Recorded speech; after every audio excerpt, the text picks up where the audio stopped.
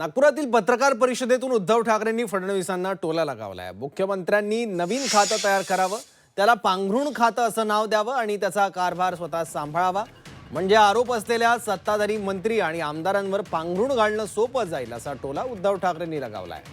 यावर ज्यांनी स्वतःचं पायपुसणं करून घेतलं त्यांच्यावर काय बोलायचं असा प्रतिटोला एकनाथ शिंदेंनी लगावलाय।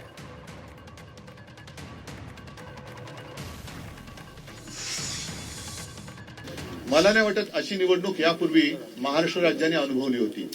पूर्वी आपण इतर राज्यांच्या निवडणुकांची उदाहरणं द्यायचो की बघा तिकडे कशी गुंडागर्दी सुरू आहे, कसे बंदुका काढल्या जात आहेत, बूथ कॅप्चरिंग कसं केलं जातंय, पैशाचं वाटप कसं केलं जातोय, हे सगळं आपल्या महाराष्ट्रामध्ये व्हायला लागलं।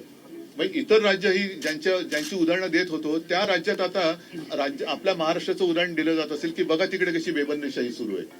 म्हणजे कोणाचा पायपोस कोणात राहिलेलं नाहीये।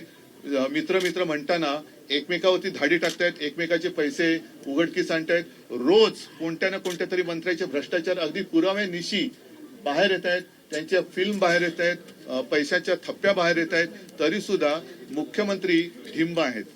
म्हणजे मुख्यमंत्र्यांनी अजून एक खातं निर्माण केलं पाहिजे आणि त्याचं नाव पांघरुण मंत्री असं ठेवायला पाहिजे। मुख्यमंत्री पदासाठी ज्यांनी स्वतःच मी असं म्हणेन ते पांघरून म्हणाले तर मी म्हणतो की पाय पुसणं करून घेतलं, त्यांनी काय मुख्यमंत्र्यांवर टीका करायचा अधिकार आहे देवेंद्रजींवर।